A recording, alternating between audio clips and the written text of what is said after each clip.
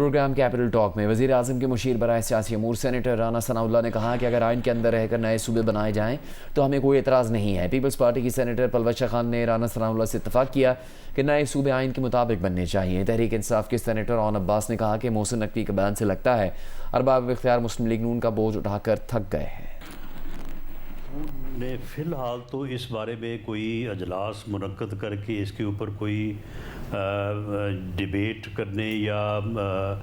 کوئی رائے قائم کرنے کے لیے جو ہے وہ اجلاس نہیں کیا، اور یقیناً اس کے اوپر اجلاس ہوگا اور مسلم لیگ نون اپنی رائے جو ہے وہ قائم کرے گی۔ جو تجویز سامنے آئے گی، اگر اس تجویز سے عام آدمی کو اس کی دہلیز کے اوپر اس کے جو ہے وہ مسائل کا حل ملتا ہے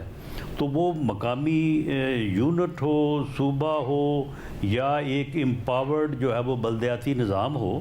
اس میں کوئی بھی صورت جو ہے اس کے اوپر ڈیبیٹ ہونی چاہیے اور جس کے اوپر کنسنسس ہو جائے اس کے مطابق آگے بڑھنا چاہیے۔ تو رانا صاحب آپ یہ کہہ رہے ہیں کہ جو آئین میں دیا گیا راستہ ہے نیا صوبہ بنانے کا، اس راستے پہ چلتے ہوئے اگر کوئی نیا صوبہ بنتا ہے تو اس پہ آپ کو اعتراض نہیں ہے؟ جو 73 کا آئین ہے اسی کے مطابق ہوگا نا۔ ہاں، یہ بات آپ کی بالکل درست ہے، آپ اس سے اتفاق کرتی ہیں۔ اس کے علاوہ آئین کے علاوہ کیا راستہ ہے؟ اگر آئین کے علاوہ کسی اور راستے پہ ہم چلیں گے تو میں نے آپ سے جیسے کہا اس وقت ہمارے 2 صوبے تو ایک